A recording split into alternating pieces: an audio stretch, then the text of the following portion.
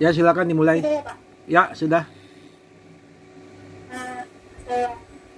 Assalamualaikum warahmatullahi wabarakatuh.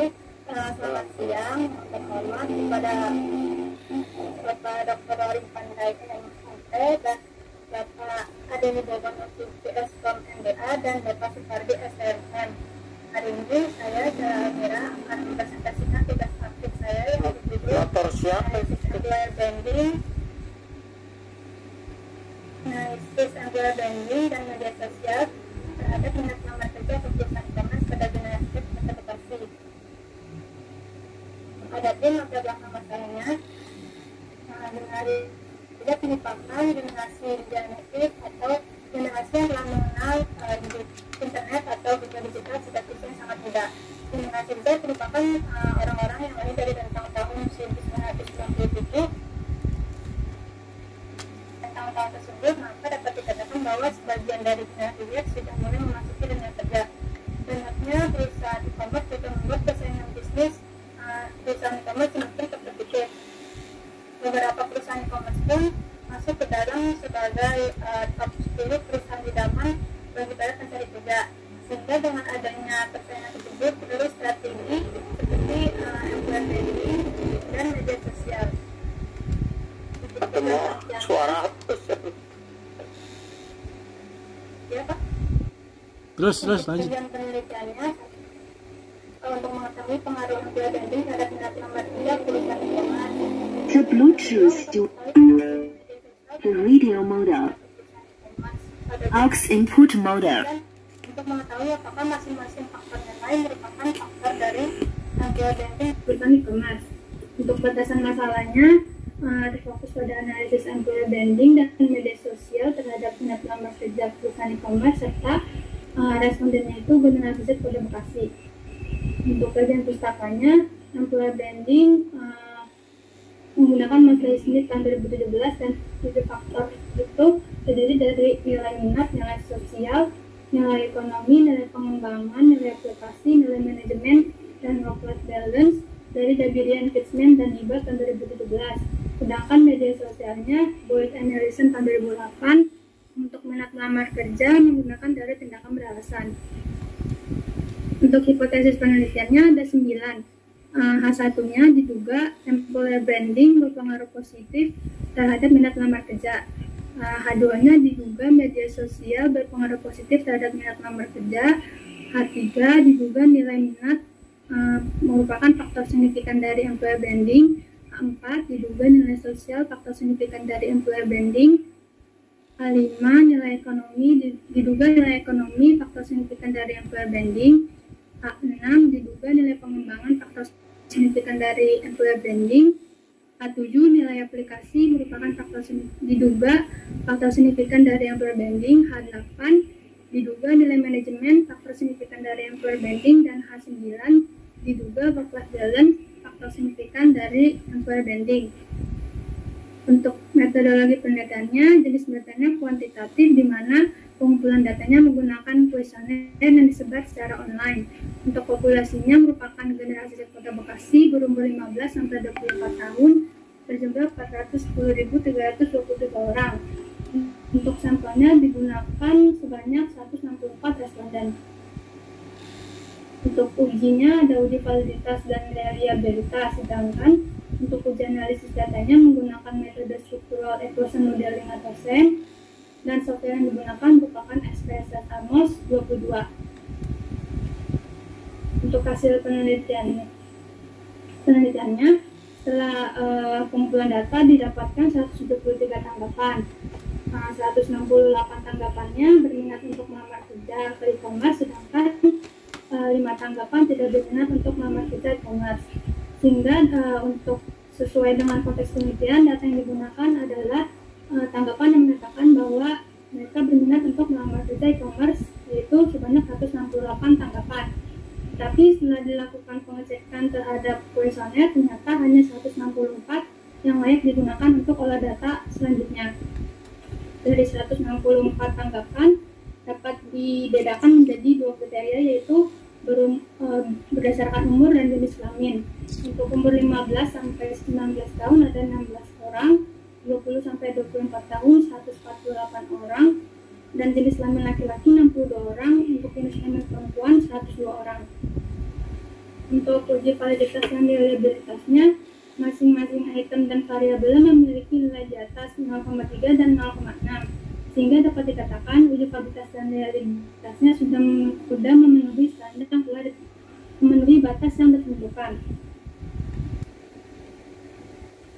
Untuk berikut ini merupakan diagram jalur penelitiannya. EB ini mewakili employer branding dan EB1 sampai EB7 mewakili masing-masing nilai atau faktor dari employer branding. Untuk total MS itu media sosial dan total MK adalah minat lamar kerja. Setelah dilakukan olah data, ternyata model awalnya belum memenuhi kriteria model fit, sehingga dilakukan modification indices. Lalu hasil uji full model akhirnya telah memenuhi kriteria model fit. Bentuk model akhirnya seperti ini.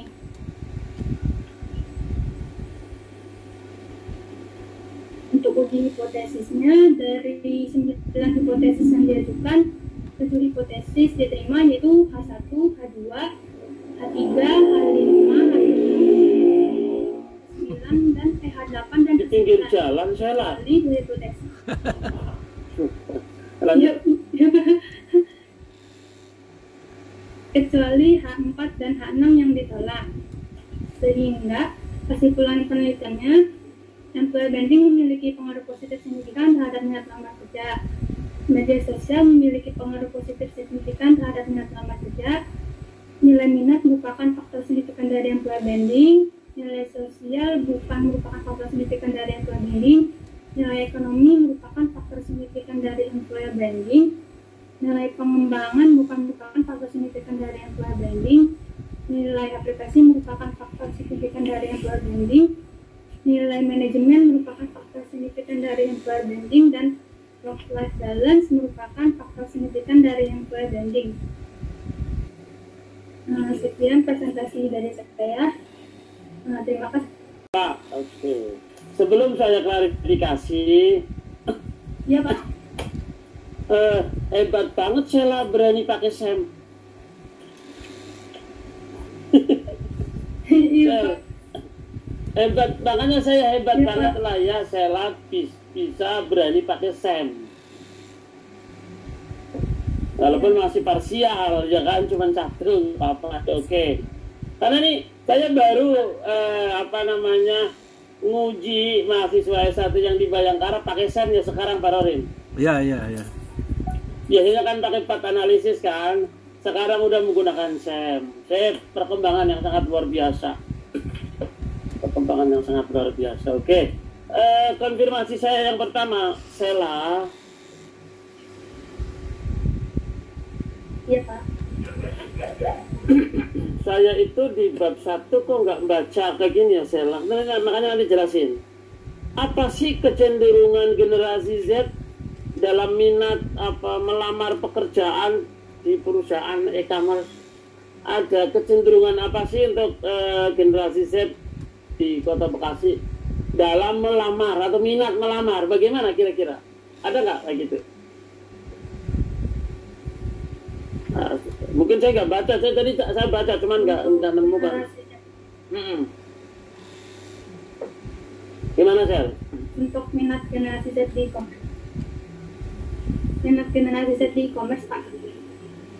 Generasi Z di Kota Bekasi ada nggak mendapatkan nggak kecenderungannya untuk minat melamar terhadap di pekerjaan perusahaan-perusahaan e-commerce? Ada nggak gitu ya? Kalau untuk generasi yang di Kota Bekasi itu saya belum menemukan kecenderungannya, Pak. Saya baru ada yang survei di latar belakang itu ada, Pak, untuk minat melamar kerja ke e-commerce-nya. Oh gitu. Untuk yang generasi, ya. Kalau untuk generasi Kota Bekasi yang ini yang saya baru yang penelitian ini, Pak.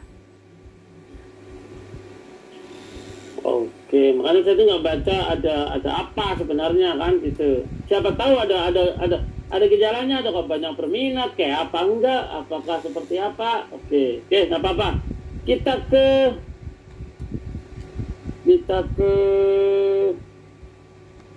halaman ya saya tambahan aja di teori, karena ini kan pakai kuesioner kan? Iya Pak. Pakai kuesioner kan ya, Sela ya.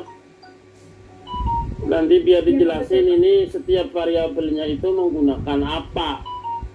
Artinya menggunakan dimensi atau indikator apa yang dipakai pada masing-masing variabel. Penekanan aja sebenarnya. Misalkan media sosial, di akhir penjelasan teori media sosial ditulis bahwa pada penelitian ini untuk mengukur, karena media sosial kan nggak bisa diukur secara langsung kan? Iya Pak. Bisa nggak diukur secara langsung media sosial? Nggak bisa kan? Enggak Pak, ada indikatornya Ya, di dalam pakai indikator. Makanya ditulis sini ya.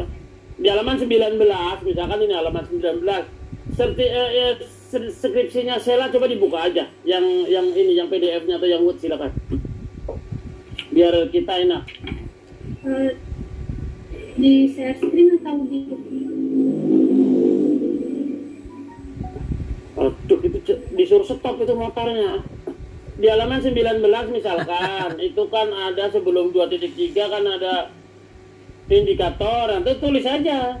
Pada penelitian ini, indikator yang digunakan untuk mengukur media sosial adalah apa? Ini. Nah, kan gitu.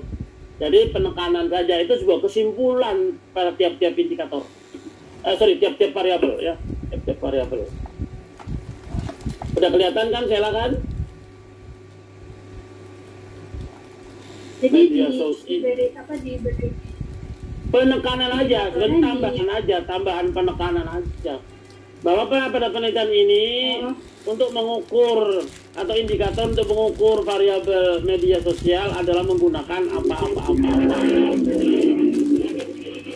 Sesuai dengan siapa citasinya, dari mana kan, kutipannya dari ini, dari Collins kan gitu. Ini ngomong-ngomong. Oke. Kita lanjut ya, halaman 23. Di halaman 23 itu perlu dijelasin persamaannya juga, Sela. Apa sih yang sama? Apa sih yang sama dari penelitian ini dengan penelitian terdahulu? Apa yang sama? Ini kan sudah ada itu yang beda ya kan, tapi apa yang kira-kira yang sama? Apa yang sama dengan penelitian terdahulu? Apakah semuanya memang beda? Oke? ya Pak. Di halaman 24, nah, kerangka pemikiran, kerangka penelitian, ya, oke? Sela, saya hanya konfirmasi aja. Itu ada panah yang keluar, ada panah yang masuk. Beda apa sama? Ya. Beda Pak. Apa bedanya? Kalau Iya. yang keluar itu kayak employer branding ke minat lamar kerja. Itu untuk mengetahui pengaruh employer brandingnya ke minat lamar kerja. Kalau yang employer branding ke masing-masing 7 nilai itu untuk mengetahui apakah masing-masing 7 nilai itu memang betul faktor dari employer branding gitu. Apakah betul apa tadi? Apakah betul? Betul 7 faktor itu memang faktor signifikan dari employer branding. Oke, apakah betul mencirikan kan gitu? Ya mencirikan ya, atau ya mencirikan lah. Oke. Kenapa media sosial nggak dipakai kayak gitu juga? Ini walaupun ini konfirmasi tambahan aja. Kenapa media sosial nggak dipakai kayak gitu juga? Bisa nggak? Karena dari referensi yang saya temui media sosial yang saya pakai di referensinya nggak ada faktor-faktor kayak employer branding seperti itu Pak. Oke. Ya sudah nggak apa-apa. Yang penting itu penjelasannya. Oke, ya walaupun ya bisa kalau memang komoditasin. Oke. Kemudian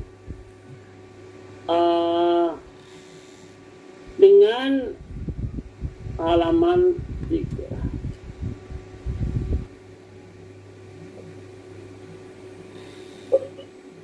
Dengan halaman berapa ini saya tulis? 27. Oke, kan? Ini makanya model konseptualnya kan gitu. Nih. Jadi kalau lihat model konseptual ini, ya kan, dengan tadi kerangka pemikiran kan, sebenarnya kalau orang kan akan apa ya, akan mungkin punya persepsi yang berbeda. Nah ini sama kayak gini, ini di halaman 27 itu hubungannya dengan halaman 27. Di halaman 27 kerangka model konseptual seperti ini, share, ya kan, ada employee blending, ada bla bla bla. Kemudian di pemikirannya kayak gitu, mungkin orang akan bertanya. Ketika ada orang bertanya, kok beda ya antara yang tadi kerangka pemikiran dengan ini konseptual, kenapa?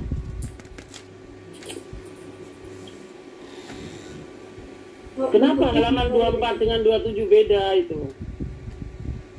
Oh, kalau misalnya yang kerangka penelitian itu kan masih kayak bentuk dijabarin masing-masing variabel dan faktor ya Pak. Kalau misalnya model konseptual yang saya tahu itu untuk bisa apakah variabel itu diukurnya pakai apa aja, terus misalnya satu variabel terdiri dari beberapa faktor kayak employer banding dimasukin jadi satu input sama employer banding seperti itu Pak. Konseptual itu apa sih? Teori kan? Iya Pak. Ya, konseptual itu teori. Jadi secara teori itu seperti ini. Saya akan lanjut di halaman 31. Nah, terkait dengan halaman 31. Ya, ini juga gini sel 31. Populasinya ada berapa itu? Populasi. Halaman 31. Tidak diketahui. Sudah ketemu belum? Halaman 31. Skripsinya dibuka, skripsi. Ya Pak, sudah Pak. Berapa populasinya? Bentar Pak. Kalau untuk populasinya ada 410.323. Oke, 410.000. Kemudian kan mau nyempling kan? 410.000 banyak nggak? Banyak Pak. Kan mau kita sampel kan? Biar nggak terlalu besar kan? Iya Pak. Teknik samplingnya pakai apa, Sela? Kalau saya pakai purposive sampling Pak. Mana bukti bahwa pakai purposive? Purposive sampling itu apa?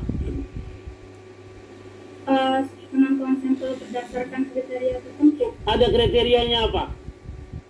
Dari 400 ini, dari 410.000, apa kriterianya? Kalau untuk kriterianya itu pertama berdomisili di Bekasi, terus yang kedua berumur 15 sampai 24 tahun, terus yang ketiga mereka menerima ke Kapisel 15 sampai 24. Apa enggak, makanya gini, itu berarti kan semuanya uang dari 410 kita mau pilih berdasarkan purposive, berarti kan harus ada kriteria dari 410. Kalau misalkan kok ada kriterianya, misal kriterianya adalah berumur 15 sampai berapa, berarti ada data lain. Wong ini semuanya 410 kok.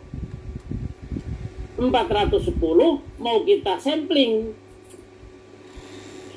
Betul, purposive itu kriteria, maka perlu kriteria dari 410 ini, 410.000. Ini harus ada kriterianya, baru bisa ngambil. Itu baru tekniknya dulu. Teknik ngambil sampel namanya purposive di kriteria 410.000 itu. Setelah punya kriteria, baru kita hitung. Berdasarkan apa hitungannya ini? Tekniknya, ukurannya apa ini? Sloping ya. Iya, Pak. Nah, gitu. Kan berumur 15 tahun dan lebih pada tahun 2021. Itu apa namanya itu? Totalnya 410 kan? Masa mau dikriteriakan? Wong semua ngambil dari populasi. Paham? Iya, iya. Populasi 410.000. Populasi. Sela mau ngambil sampel. Teknik ngambilnya adalah purposive. Berarti kan ini kan harus dikriteriakan. Baru bisa ngambil. Artinya sampelnya itu adalah semua populasi. Tapi nggak usah dipurposive. Memang sulit sebenarnya dipurposive itu. Kalau nggak punya kriteria. Buktinya apa? Ketika menghitung jumlah menggunakan slopin semuanya 410.000. Duh, katanya di purposive. Gitu saya paham. Paham, Pak. Oke, jadi itulah kalau memang kita mau melakukan seperti itu. Ya. Terkait dengan memang nih sampel itu kadang memang hati-hati karena urutannya gitu, populasi kita mau nyari sampel, tekniknya bagaimana, ukurannya beda-beda. Jadi ada 4 langkah itu sebenarnya kan, ada 4 langkah. Oke, itu sip. Kemudian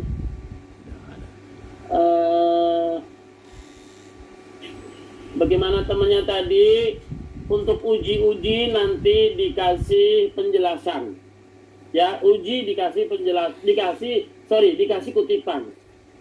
Kalau Sela ini menggunakan uji validitasnya itu menggunakan apa ini? Korelasi setiap butir. Ini korelasi apa? Korelasi bivariate kelihatannya. Atau korelasi apa ini? Ini harus ada sumbernya. Yang 0, yang halaman 34 Sela, halaman 34, mohon maaf, halaman 34. Iya, Pak. Dan di situ uji validitas menggunakan korelasi setiap butir pertanyaan yang bernilai positif dan lebih besar dari 0,3 itu harus ada. Ini harus ada citasinya. Ini harus ada yang namanya kutipannya. Validitas itu boleh menggunakan nilai R, boleh menggunakan uji korelasi bivariate, boleh, ya kan? Tapi harus ada kutipannya ya, bukannya nggak boleh, tapi harus ada kutipannya. Begitu juga uji reliability. Ya ini harus ada kutipannya dari mana, kan gitu. Oke, jangan sampai enggak langsung menulis kemudian nanti itu jadi kesimpulannya kita jadi apa enggak kuat itu. Ya. Kemudian halaman berapa ini? Halaman 40. Halaman 40, saya halaman 40 ya? Iya, Pak. Oke. Hitung sekian dikatakan valid kan bingung kan? Ini menggunakan hitung kan nggak konsisten dengan tadi. Makanya tadi harus ditulis nilainya. Yang tadi ini korelasi, ini hitung. Ini version product moment loh ya. Makanya harus hati-hati. Ini menggunakan apa ujinya, ya menggunakan apa, maka kriteria di bab 3 harus clear biar bisa dijawab di bab 4 ini. Lihat Sela halaman 40. Iya, Pak. Oke ya, jadi harus konsisten ya.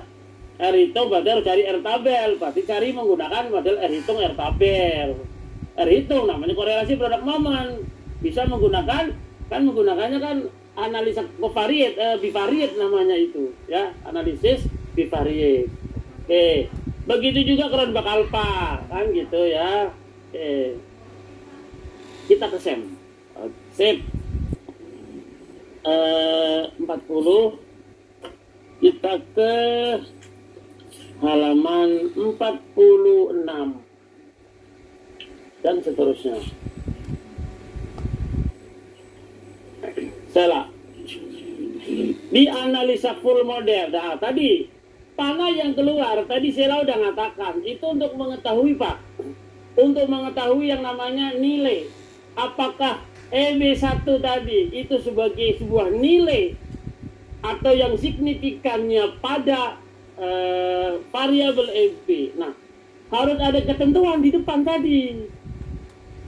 Ya kan? Karena apa? Karena di halaman 44 dan 46 itu EB2 dan EB4 itu dibuang, tapi tidak ada kriteria ketentuan di depan. Apa kriteria yang dipakai? Sehingga kalau saya katakan itu namanya faktor loading. Karena mencirikan, bukan regresi, bukan kan? Bukan regresi kan? Sela, bukan regresi kan? Sela, bukan regresi kan? Bukan regresi kan? Bukan kan? Bukan lah. Maka karena itu bukan regresi, harus ada ketentuan atau kriterianya. Kriterianya bagaimana? Kok Sela melakukan modifies index? Harus ada kriterianya, Sel. Ini bagus banget, makanya ini harus bagus. Makanya saya akan kasih masukan untuk Sela. Jadi harus ada kriteria. Kenapa Sela membuang? Artinya harus ada, di bab 3 tadi udah jelasin. Ketika terjadi kayak gini, maka harus seperti ini. Atau nanti di sini, ya, di sini harus dijelasin. Ya, tidak hanya ngomongin bahwa karena tidak fit maksudnya. Ini kan tidak fit. Kenapa dikatakan tidak fit? Hanya GFI aja yang baik, yang lain tidak baik. Maka model ini nggak fit. Maka perlu dimodifikasi.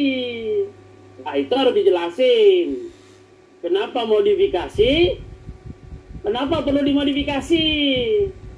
Apakah betul hanya memang awalnya itu full model? Namanya goodness fit index kan gitu.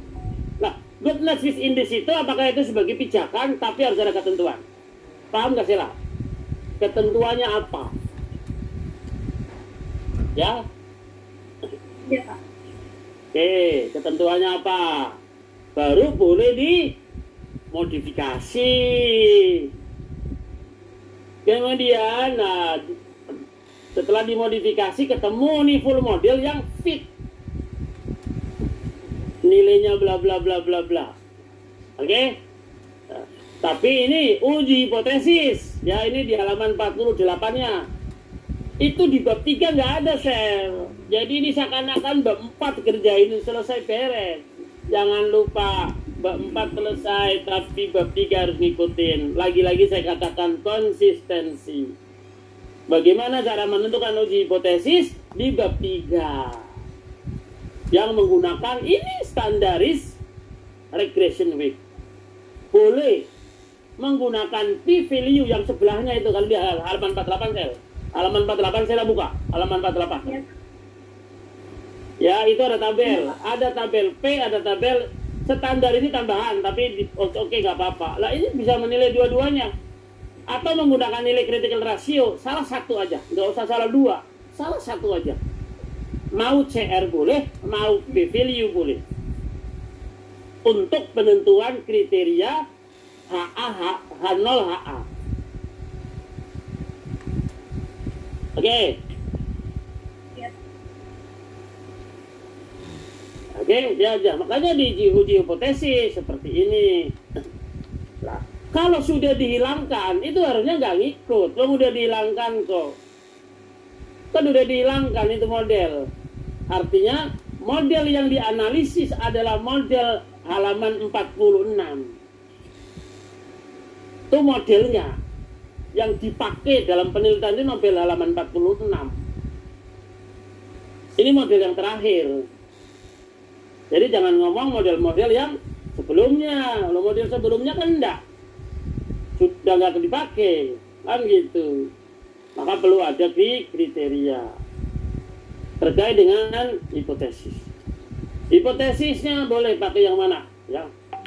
Kemudian satu lagi Sel. Adalah tadi di bab 3 itu ada uji-uji, makanya hati-hati Sel. Di bab 3 itu ada uji normalitas, ada uji outlier, tapi di ini nggak ada, makanya hati-hati. Kalau memang kau itu kesulitan, ya udah uji apa yang bisa dilakukan. Yang penting asumsi SEM itu terjadi. Karena yang namanya uji asumsi SEM itu ada bermacam-macam, Del. Ada uji normalitas, uji residual, uji outlier, uji multikolinier, ada. Jadi di bab 3 tadi ada uji outlier, tapi di sini nggak ada kan uji outlier. Tapi ini perkembangan yang sangat luar biasa lah ya. Sel, nanti catatannya saya akan kirim, Sel, tenang aja. Kemudian terkait dengan apa ya, satu lagi saya, implikasi manajerial. Tapi ngasih saran aja sebenarnya di kesimpulan biar lebih elegan. Kesimpulan itu biar lebih elegan, itu jangan ngomong pengaruh itu loh, itu biar lebih elegan. Kan beda, masa saya sama dengan yang lain kan gitu. Apa sih biar lebih elegan contohnya? Ya, employer branding itu bisa meningkatkan minat melamar kerja. Atau minat melamar kerja bisa ditingkatkan oleh employer branding. Kan gitu. Jadi nggak ngomongin pengaruh lagi. Sama implikasi. Implikasi itu kalau bisa itu sebenarnya lebih spesifik, konkret itu loh. Konkret. Jadi kalau bicara employer branding memiliki ini yang implikasi satu, peran terhadap minat melamar sehingga semakin baik perusahaan maka mengelola employer branding. Apa sih sebenarnya? Employer branding kan bermacam-macam. Apa sebenarnya? Ya, yang konkret, maka biasanya diambil dari mana? Diambil dari indikator ataupun dimensi atau indikator yang ada. Media sosial yang bagaimana? Itu namanya konkret. Maka sesuaikan dengan manajemen SDM. Apa sih employer branding itu? Itu namanya implikasi manajerial. Jadi ada hubungannya ke situ, ya hubungannya ke situ. Oke. Mungkin itu aja, Sela. Ya, terima kasih sudah membuat skripsi menggunakan SEM. Mudah-mudahan kedepannya tidak hanya parsial satu variabel, tapi semua variabel menggunakan SEM. Oke? Ya, terima kasih. Itu aja, saya kembalikan ke Pak Rorin. Terima kasih, Pak. Terima kasih Pak Supardi ya. Ini jadi memang ini sebetulnya Sela ini Pak untuk Rorin masih di mute, Pak. Oh ya, sorry. Ya. Terima kasih ya Pak Supardi.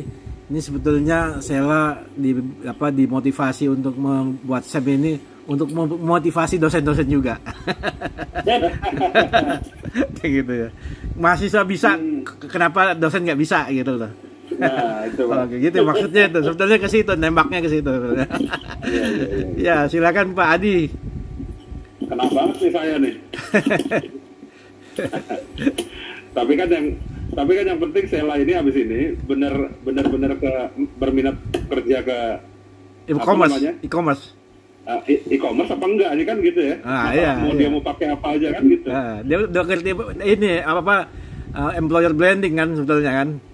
Itu harus digunakan gitu. Itu. Iya, aplikatif ilmunya. Baik, Sela, tadi udah. Iya, Pak. Sudah detail disampaikan oleh Pak Supardi.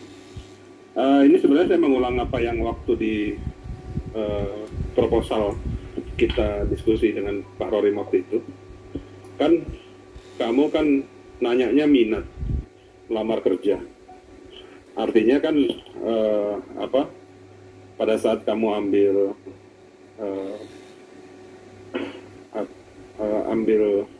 pada saat kamu dengan responden itu mengambil data, mereka itu sebenarnya ditanya minatnya atau memang sudah langsung kamu masukkan semua indikator pertanyaannya itu ya? Udah. Gimana ininya waktu kamu melakukan survei ini? Ditanya dulu Pak di kuesionernya apakah berminat melamar kerja ke e-commerce atau enggak gitu. Berarti ada pilihan ya atau tidak gitu? Ada Pak. Oh, jadi dari yang tadi ada yang berapa disebar, akhirnya yang oke? Dari Yang- 173, 168-nya menjawab ya, tapi dari 168 itu hanya 164 yang layak untuk diolah data, soalnya statistik lagi ada data yang double gitu Pak. Oke. Kemudian waktu 100 mengambil sampel itu ke siapa aja? Apa random aja atau emang ke teman-temanmu aja ngejebarnya gitu? Karena generasi Z itu seumuran kamu ya? Iya Pak, teman, terus aku minta tolong juga bantu share dari teman-teman, aku minta tolong share lagi gitu Pak. Oke. Jadi dari situ istilahnya mereka hanya melihat dari Google Form yang ada aja ya, nggak kamu. Kalau misalnya ada pertanyaan mengenai pertanyaan yang kurang jelas dan segala macam, kamu nggak ini. Kamu nggak bisa jelasin kan caranya atau gimana? Iya, hanya share Google Form, terus share kan kriteria yang dibutuhkan, terus aku kasih linknya gitu Pak. Oke, baik.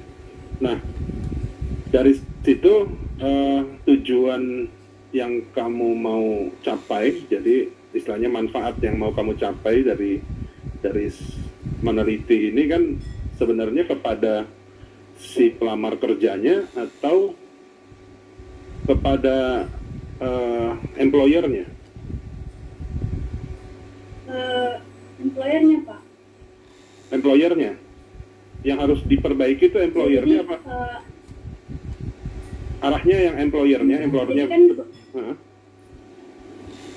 iya, kalau misalnya employer branding kan yang menjalankan upaya employer branding itu kan employer itu perusahaan Pak. Iya, perusahaan. Tujuannya lebih, ya jadi tujuannya lebih untuk saran bagi perusahaan itu seperti apa kalau mau menerapkan employer branding bagi generasi Z gitu Pak. Gini, di kondisi saat ini kan masalahnya, di kondisi saat ini tuh kebutuhan antara orang yang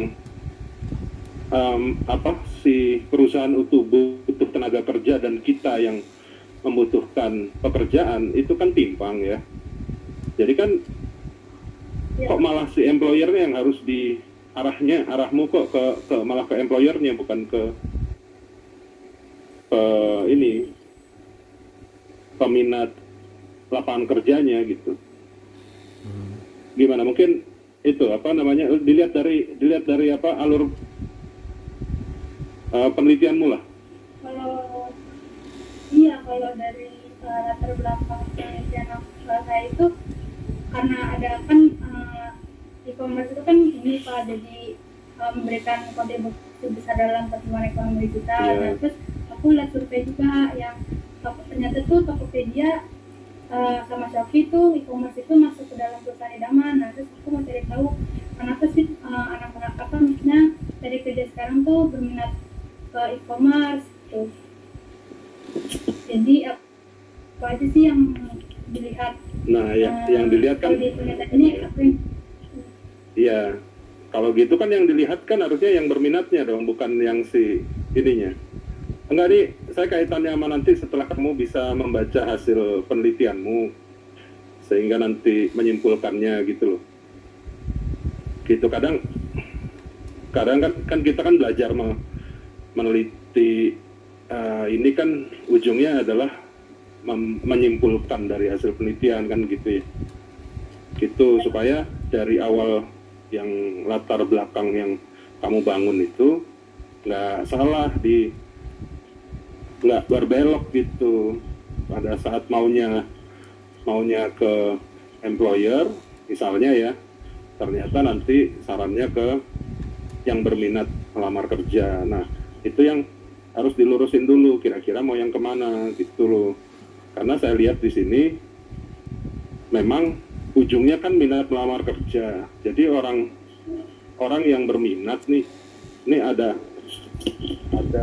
perusahaan, kita berminat ke situ, brandingnya segala macam ininya, value-nya.